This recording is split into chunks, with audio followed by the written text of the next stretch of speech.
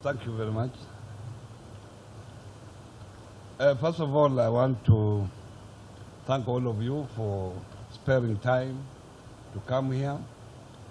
And I want also to acknowledge the presence of my colleague governors, starting with Makueni, there, Bungoma, Bomet, Vihiga, Narok, Embu, and I can see Deputy Governor from Bungoma, and then Governor Professor Nyang' Nyong from Kisumu. I can see our colleague, Deputy Governor Kajiado. Thank you very much. And Deputy Governor Nyeri. Yes. This is a very important day. This is the day that we actually come out with a State of Devolution address to actually point out the achievements that we have had over the 1 year and also the challenges that we have faced as devolution family.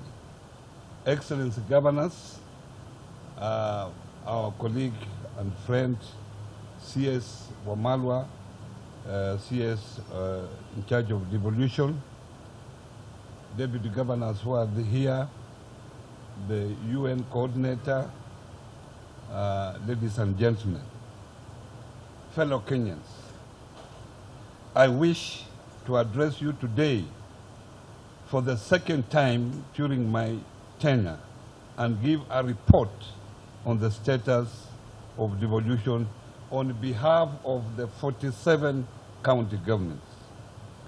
In the period under review, we have achieved a number of success in the various devolved functions. However, we are cognizant of the fact that COVID-19 pandemic has brought a lot of challenges that have hampered the implementation of county governments' planned projects and programs in the last quarter of 2019-2020 financial year. The Council has also initiated a process of development of county socio-economic recovery and re-engineering strategy to enable county governments to bounce back from the impact of COVID-19 and ensure sustained social economic development.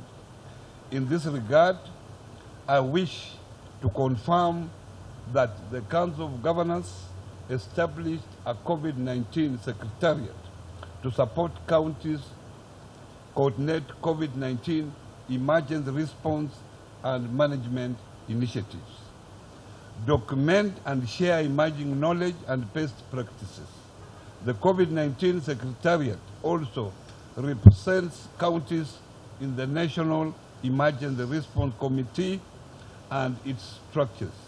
I would like to thank all development partners who deployed staff to the COVID-19 Secretariat, and without following any order of preference, I would like to mention UNDP, World Bank, Think Well, USAID, WASH, FIN, UN Women, UNFPA, WHO, UNICEF, WFP, and the county government of Kisii.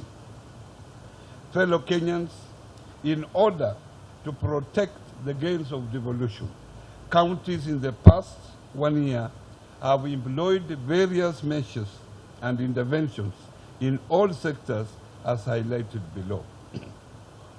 Agriculture.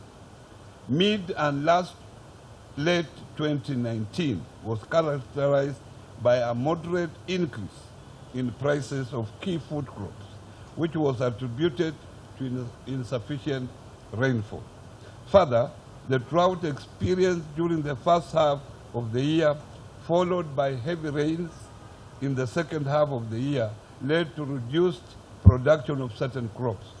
However, the sector experienced a modest increase in production of potatoes, rice, and wheat, and significantly improved production of drought-resistant crops such as sorghum and millet as illustrated in the Economic Survey 2020.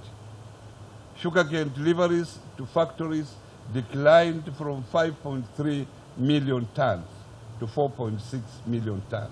Similarly, maize production declined from 44.6 million bags to 39.8 million bags. Volume of tea production also declined from 493,000 tons to 458.5 thousand tons.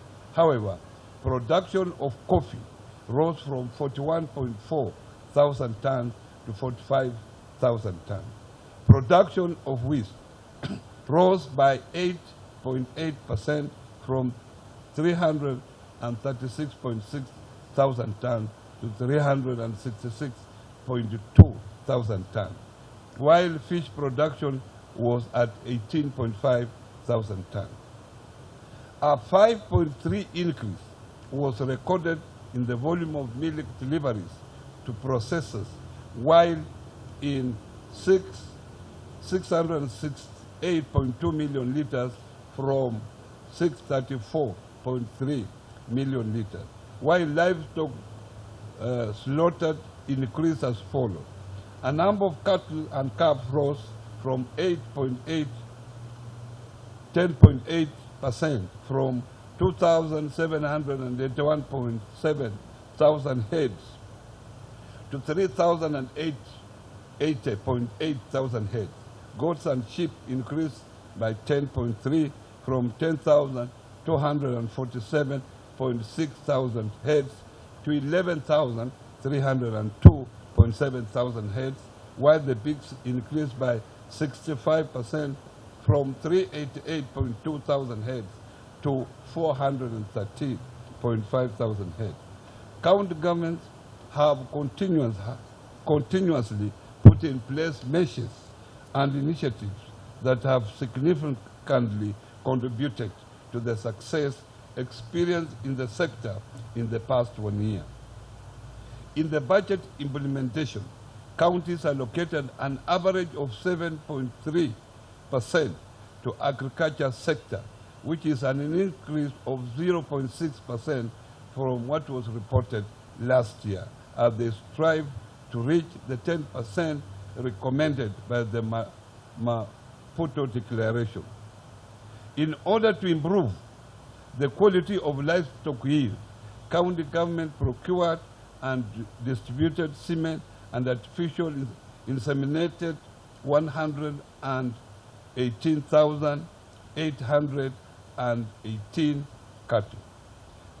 To increase farm inputs, 10,597.5 million tons of fertilizer, 1,414 million tons of assorted seedlings, and 666,850 assorted commercial and fruit trees were distributed to farmers in the counties.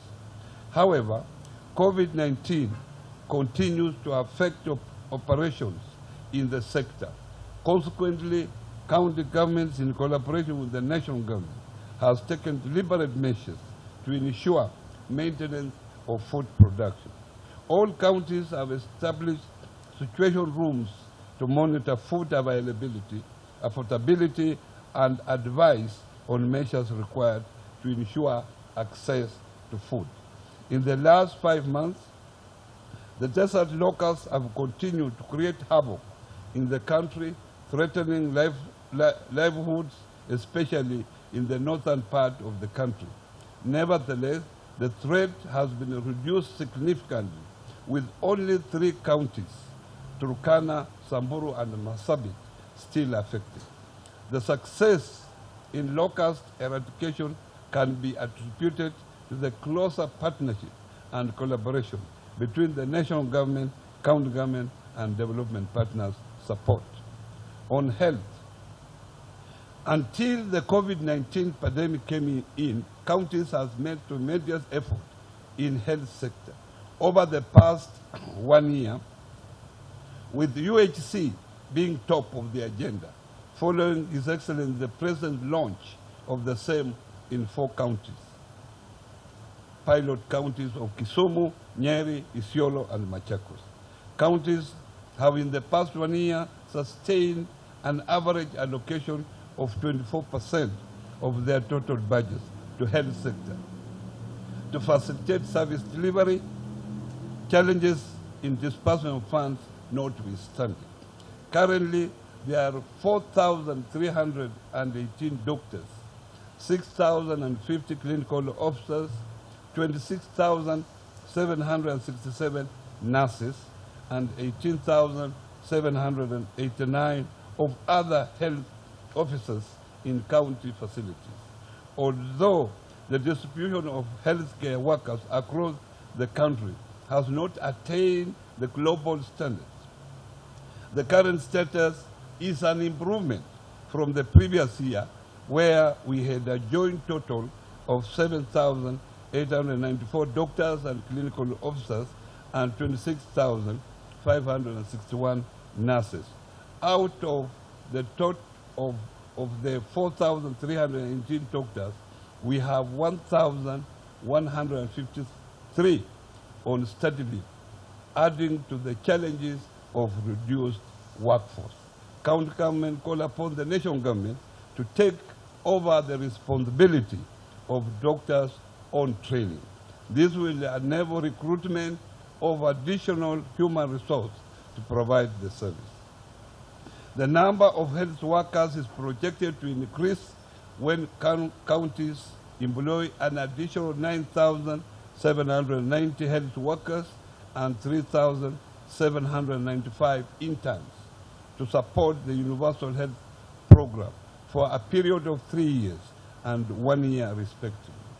To improve specialized healthcare services, 36 counties have acquired 40 CT scans, 132 X-ray machines, opened up cardiac and cancer treatment centers, which have considerably improved access to specialized treatment. The county preparedness towards emergency response and management of COVID-19, counties have made the following progress. 1, a cumulative total of 11,934 isolation beds across all the 47 county governments. 26 counties have attained isolation facilities with 30-bed capacity, 300-bed capacity. 20 counties are working towards putting in place 300 beds by the end of the stipulated period of 30 days. Cumulatively, we have a total of 447 ICU beds. The remaining counties are working towards ensuring availability of the ICU beds. Cumulatively, total of 437 ventilators across the counties. 28,661 staff have been trained to deal with COVID-19 in 47 counties. In addition, 77,614 community health volunteers and assistants have also been trained. 6, Machakos, Wajir, Trans Nzoia, Mombasa, Kilifi, and Busia counties have certified laboratories to carry out COVID-19 testing. Additionally, 2 counties, Kajiado and Nakuru, have mobile labs. The fight against COVID-19 has had its own negative impact on indicators of essential health services. As at May 2020, facilities recorded reduction in the uptake of essential health services, including attendance of antenatal clinics, facility deliveries, clinic visits for children under 5 years for vaccination, or routine checks, malaria patients on treatment, number of people tested for HIV, and unfortunately, DP care rate also dropped. Nevertheless, counties are working hard to avert this trend. In effort to reverse this negative trend, counties have trained community health volunteers and assistants to coordinate community sensitization on the availability of health services during the COVID-19 outbreak. Despite the challenges, counties have continued to pilot innovations in the health sector in order to improve service delivery. Some of these innovations include: 1, use of mobile-based technology by community health volunteers and assistants to collect data, which has significantly improved management of the community health volunteers and assistants in the counties. Number 2, investment in health insurance schemes by counties. For example, Makueni County, which is investing an additional $200 million annually to run a community health insurance scheme. Also, Makueni County has a capacity build about 45,000 community development leaders alongside 4,240 community health volunteers to assist in COVID-19 home-based care at the household level. Number 3, finance, planning, economic affairs, and ICT. As reported in the Economic Survey of 2020, the GDP of the country is estimated to have expanded by 5.4% in 2019 compared to a growth of 6.3% in 2018. County headquarters have internet connectivity.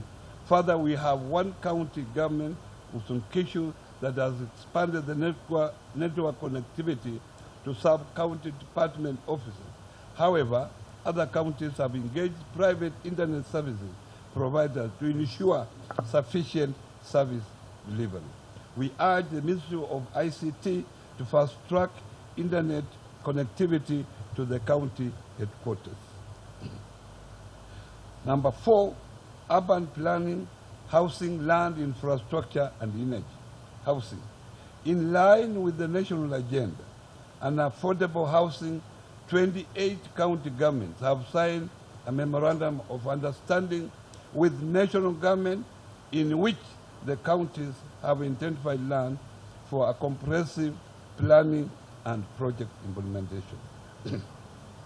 This is an increase from previously reported 24 counties, which have initiated the process with national government.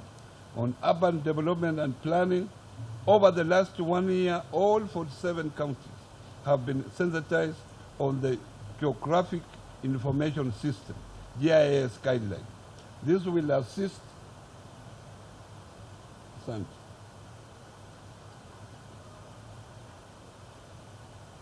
Watch hapa tu. 18 counties have functional GIS labs which have enabled them to make information decisions on effective utilization of resources, equality in distribution of development and space-based planning. GIS technology provides a framework for applying geographic knowledge through data collection, processing, analysis, and working in collaborative way to facilitate effective decision support. There are other 20 counties in the process of establishing the GIS labs as provided for in the County Government Act. 35 county governments have prepared their draft county spatial plans, awaiting the county assembly's approval. This is an increase of 25 counties from the previous reported 10 counties. The counties of Lamu and Makueni have approved county spatial plans. We look forward to more counties having approved CSP in this financial year.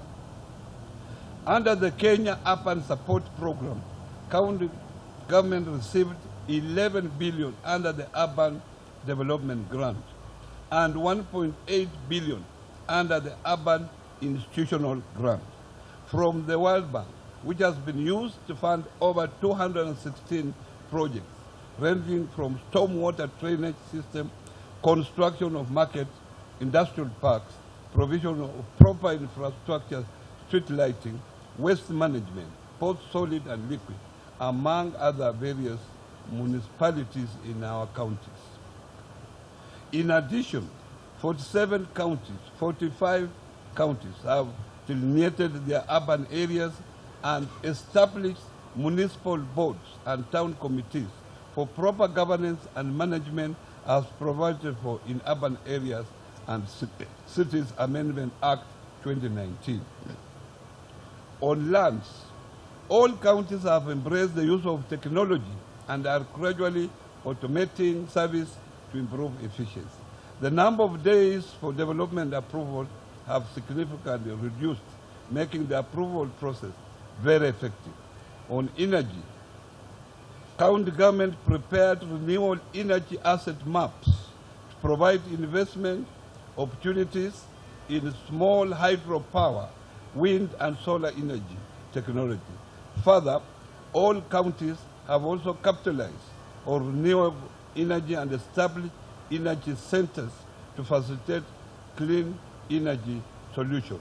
Through the Kenya Off-Grid Solar Project, 16 benefited counties have been supported by the World Bank, and this has led to increased energy access through the development and operation of mini-grids, solar systems, clean cooking solutions, and electricity distribution network in these counties. On trade, investment, manufacturing, and cooperatives, with the manufacturing sector slowing to 3.2% in 2019, compared to the growth of 4.3% in 2018, county government have managed to improve local industries through various initiatives as highlighted below.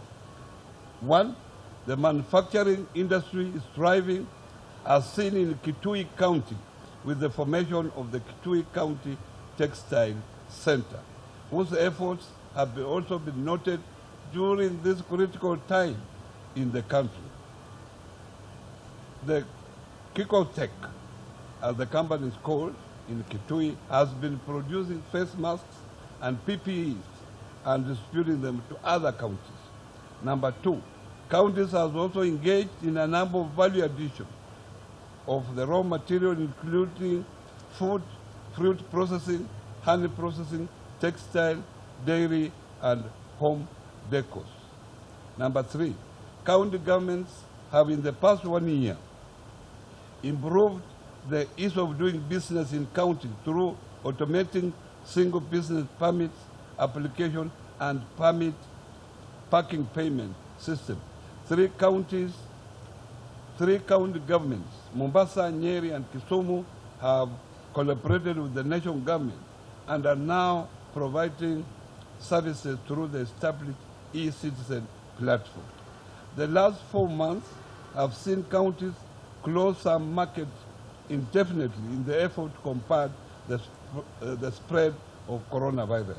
Some county governments have closed down border livestock markets in an effort to ensure containment of the disease and avoid the risk of spread from neighboring counties.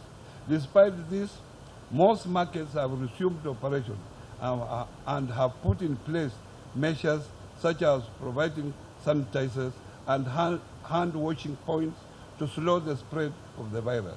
This has seen some counties designating additional spaces as markets in an effort to reduce overcrowding in the market.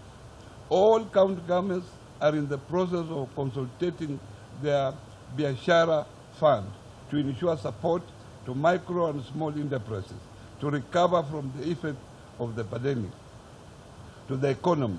This will lead to the support of approximately 2.3 billion Kenya shillings as loans to MSCs in county governments.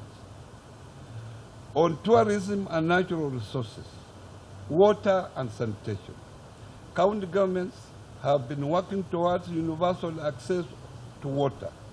Notably, water coverage now stands at 63% from 57%. Sanitation coverage is now at 25% from 16%, while non-revenue water is now at 42% from 41%. There is therefore need for collaboration between the two levels of governments in addressing the rise of non-revenue water. Even as counties continue to make remedial steps towards improving access to water supply, floods continue to be a major challenge in most parts of the country, causing a lot of damage to water infrastructure.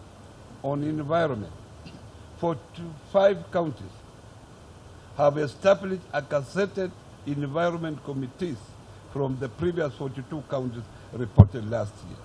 The council, in collaboration with partners and stakeholders, have trained 18 county environment committees, and this has translated to a better environment management in county. On waste management, county governments have made good progress in investing both hardware and software for municipal waste management. This includes acquisition of key infrastructure like bins, trucks, and skips for waste collection and dumping, regular cleaning of streets and markets, regular collection of waste, engagement of private firms to enhance waste collection and development of waste management strategies and bylaws. However, with the emergence of COVID-19, county governments are faced with new streams of waste comprising of single-use personal protective equipment, PPEs, such as face masks and gloves that are potentially infectious and is likely to compromise capacities for waste management. On forestry, during the period under review, the areas stocked under government forest plantation increased significantly from 1.6%, 141.6 thousand hectares to 147.6 thousand hectares. The increase is attributed to the ban on forest logging imposed during the year and also indicates goodwill by both national government and county government to attain a 10% forest cover.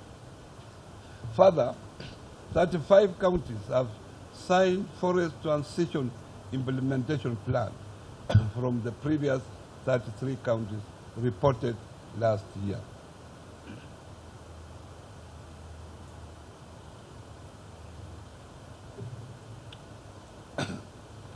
On climate change, 7 counties have allocated an average of 2% of their budget to climate change, which is consistent with the provision in the Climate Change Act. 47 counties have designated CECs in charge of climate change, and recently the Council of Governors, in collaboration with partners, developed a capacity building plan and operational guidelines to steer operationalization of county climate change units. Allow me to congratulate Vihiga and Tharaka Nithi counties for recently joining the list of counties with climate change funds. 7 counties have now passed climate change laws in effort to combat climate change from the previously reported 5 counties. On gender, education, youth, sports, culture, and social services, gender and youth, county government have continued to adhere to the 2/3 gender principle. 3 counties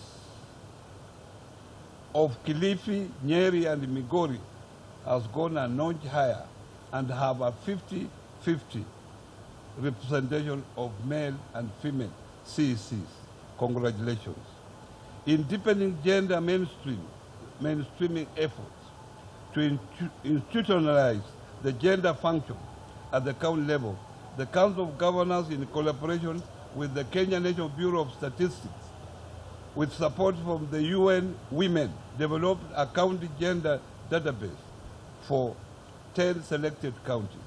This will facilitate tracking progress on implementation of gender equality and women empowerment indicators. In addition, the data sheets will be used to inform gender mainstreaming strategies during the term review of CIDPs 2018 to 2022.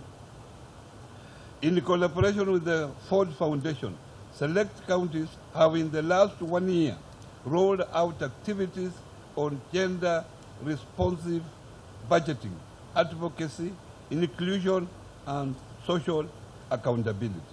This has benefited a total of 165 women, youth, and people living with disability. To this end, counties have developed community scorecards based on social audit findings, which can be accessed from Council of Governors website on the Maarifa Center platform. Counties continue to champion knowledge exchange in the sector. In the past year, 5 counties participated in the peer-to-peer learning and knowledge sharing study tour to Nandi and Makueni counties respectively to learn about the public participation framework, composition, and guidelines of project management committees and grievances redress mechanism. On early childhood development education, ECDs, county governments continue to increase investment in early childhood development through improvement of infrastructure and vibrant school feeding programs. In addition, counties have also continued to provide bursaries to the needy and vulnerable students in secondary schools to complement existing bursary schemes. The number of ECD centers increased by 10% to 46,530, currently with 28,383 being public ECD centers. This was mainly attributed to the policy change requirement every primary school to have an early childhood development education center.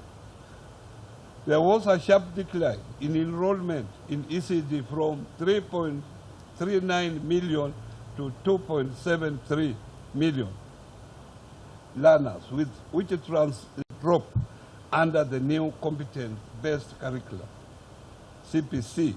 This was attributed to the full adoption of the CPC, which phased out baby class level. Out of 2.73 million learners, 1.39 million are boys and 1.34 million are girls. Vocational training centers. A total number of technical vocational education and training DVET institutions increased by 10.3% to 2,191. Total trainee enrollment in county vocational training centers increased by 18% from 135,550 in 2019 from 114,484 in 2018. This growth is attributed to the uptake of vocational training programs by the youth and enhanced investment through vocational training centers conditional grant. On legal, human rights, and intergovernmental relations. Fellow Kenyans, the 2010 Constitution envisioned that the two levels of government would work together collaboratively. In the past year, county governments have worked together with the national government in the following way. In October 2019, we held a consultative meeting with the Ethics and Anti-Corruption, EACC, resulting in a joint communique to support counties implement corruption risk mitigation measures.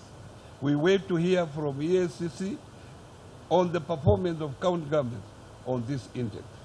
In the period under review, we have had 3 engagements at the summit level.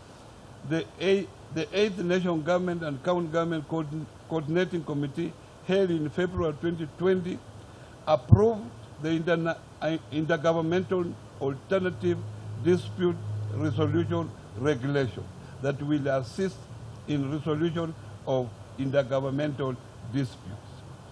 The judiciary has in the past year delivered judgment to protect devolution.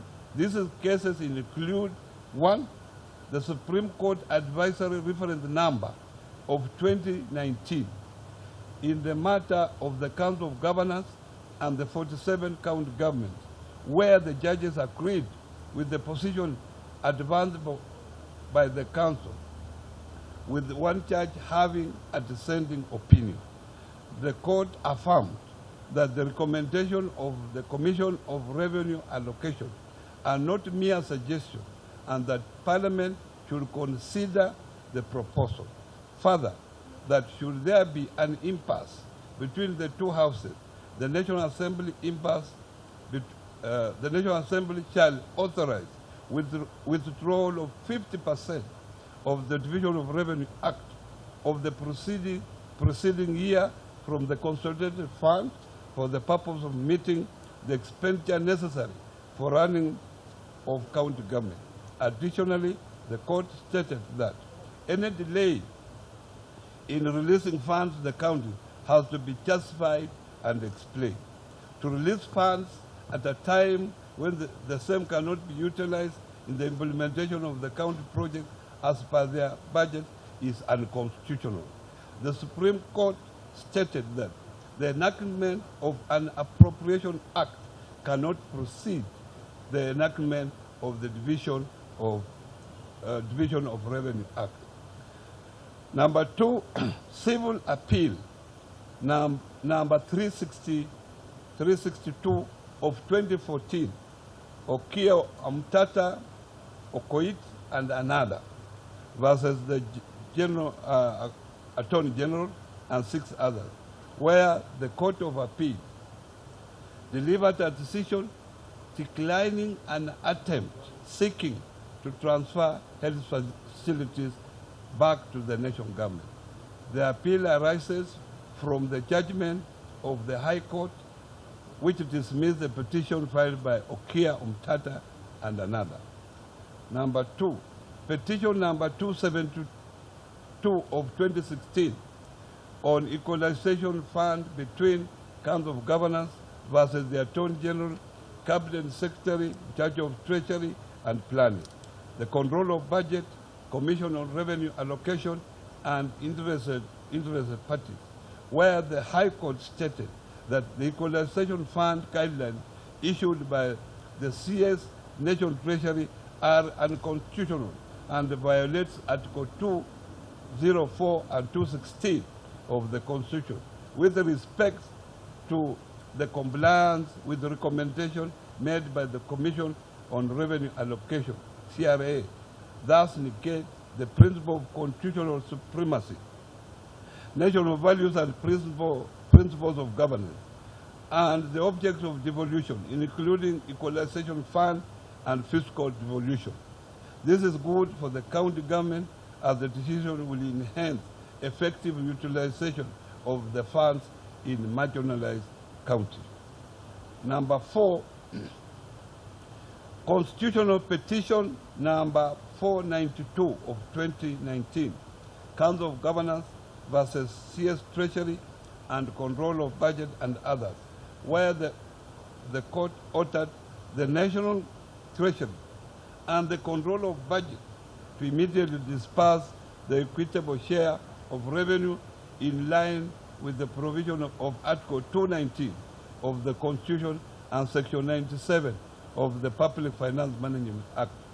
The court also stated that the National Treasury cannot effect stoppage of funds to the county government without complying with the mandatory requirements set out under Article 225 of the Constitution as read together with Section 97 of the Public Finance Management Act. During the period under review, the Council lost one case that was filed at the Supreme Court in the year 2007, that is Supreme Court Advisory Reference number 2 of 2017 in the matter of the Council of Governors, where the Council of Governors sought an advisory reference seeking for an interpretation by the Supreme Court on whether the intergovernmental contribution by the counties are regular. The Supreme Court, however, allowed a preliminary objection filed by the Attorney General, effectively failing to determine the case in view of the fact that the Council is not a state organ with the capacity to seek advisory opinion as provided under Article 163, Sub-Article 6 of the Constitution. Sustainable Development Goals. County governments continue to be committed to the implementation of Sustainable Development Goals, SDGs, by localizing the goals.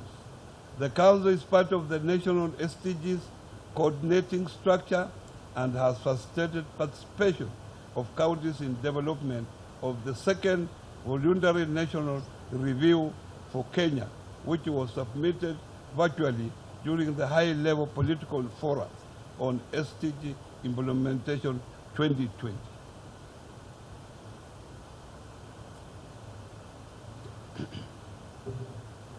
To strengthen local tracking and reporting on SDG, county governments have developed SDG indicator handbook. 5 counties, Kwale, Kisumu, Busia, Marsabit, and Taita Taveta, developed voluntary local reports on SDGs implementation, which is an international best practice in follow-up and review of SDGs. The voluntary local reports demonstrated how the subnational governments in Kenya are contributing towards realization of SDGs, and was presented during a high-level political forum in July 2017 in New York. In the last year, the Council in partnership with the United Cities and local government documented the progress towards localizing of SDGs in county governments of Kenya. The assessment acknowledged mainstreaming of SDGs in county plans, projects, and programs. The report from Kenya will form part of the global report for subnational government on localization of SDGs to be presented during the high-level political forum in July 2020. On knowledge sharing and learning, the Council of Governors continue to facilitate documentation of good practice and peer learning among its counties. In November 2019, with the support of the World Bank, 23 counties and other stakeholders participated in peer learning exchange forum on steps to a clean audit report in Nyandarua County. To this end, a communique was developed and implemented of the recommendation is underway through the Finance Planning, Economic Affairs, and ICT Committee of the Council. In the upcoming audit, we anticipate more counties to attain an qualified audit report from the Auditor General up from the current 3, from both the executive and the assemblies. In collaboration with Jomo Kenyatta University of Agriculture and Technology, JKUAT, Schools of Public Health, COG Marifa Center documented and shared 11 best practices in health sector, which have been uploaded and shared on the Marifa online platform to facilitate learning. In coordination on online communities of practice, in coordination of online communities of practice, COP, in the different sector, Council of Governors Marifa Center has in the past 1 year hosted 4 COP forums in the following sectors: public finance, management, agriculture, water, and knowledge management. The information is available on the Marifa online platform. The Council of Governors dedicated a page on the Marifa online platform to highlight initiatives, good practices, and innovation by county government on the various strategies employed by counties in response to COVID-19 pandemic. You can access the information through the Marifa's online platform, marifa.cog.go.ke. stroke homes, and then stroke. Some of the major challenges that devolution has experienced in the past year include: 1, intergovernmental transfer of funds remain constrained and adversely impact budget execution by county government. This is partly catalyzed by delayed approval in the requisition of funds, especially by the Office of the Controller of Budget. Intergovernmental transfer were also constrained by parliamentary approval of finance bills. Number 2, the growth and release of the equitable shares has remained stagnant from the year 2019-2020 to 2020-2021, with due delay having closed the financial year with a balance of 30.8 billion Kenya shillings. Number 3, considering COVID-19 pandemic and decreased economic activities, county government-owned revenues has decreased from reported collection of 40.3 billion in 2018-2019 to 37.6 billion in 2019-2020. Number 4, under devolution laws, there are still laws and bills that claw back on the function of county government.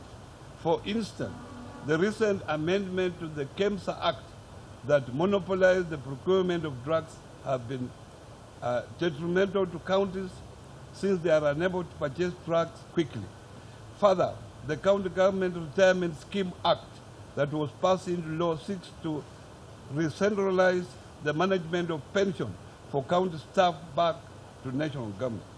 Number 5, regulations of the County Government Act 2012 as expected in Section 135 of the Act are yet to be developed, thereby slowing down the full implementation of the Act. Number 6, the following regulations are stipulated in Section 38, subsection 2 of the Intergovernmental Relations Act are yet to be finalized on transfer or delegation of functions to either levels of government, on appointment of members of the EGRTC and the constituting the intergovernmental forum. Number 7, the Secretariat of the COG is yet to be anchored in law. The amendments are in the Ministry of Devolution.